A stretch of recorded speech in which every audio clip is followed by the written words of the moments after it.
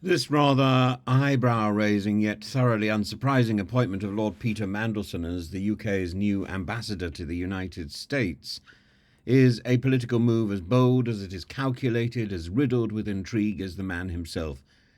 Peter Mandelson, the man dubbed the Prince of Darkness for his Machiavellian mastery of political manoeuvring, is no stranger to comebacks.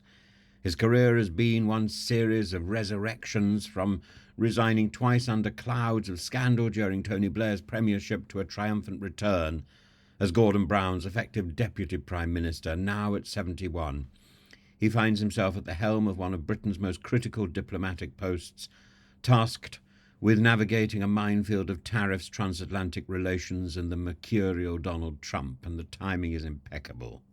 Donald Trump, fresh from a political renaissance of his own, a political resurrection, a political apotheosis, is poised to re-enter the White House, and Starmer's government, keen to avoid a trade war and solidify economic ties with the US, has chosen Mandelson for his undeniable expertise in trade, a man who once held the EU Trade Commissioner's portfolio and helped to define Labour's modernisation under Blair. But make no mistake, this is a gamble. Mandelson is a polarising figure, celebrated for his networking prowess, but dogged by a reputation for controversy.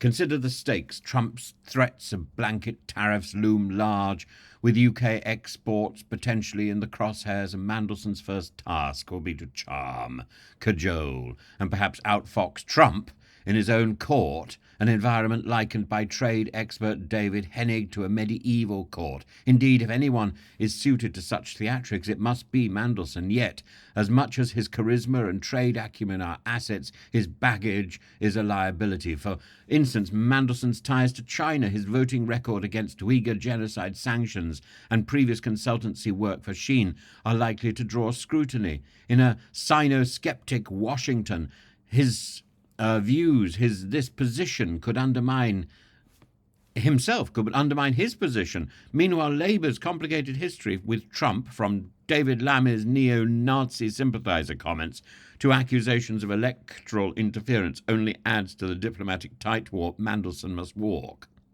Then there's the issue of Mandelson's penchant for multitasking. His recent failed bid to become Chancellor of Oxford University raised questions about his focus and his priorities, and this appointment, however, is no vanity project, no sinecure. Mandelson knows the stakes are high, and the UK's economic growth and global relevance depend on maintaining a strong relationship with its largest non-EU trading partner, and he is there to be that representative who's tasked with that job of keeping things on track. As Mandelson takes up his post, he faces a paradox.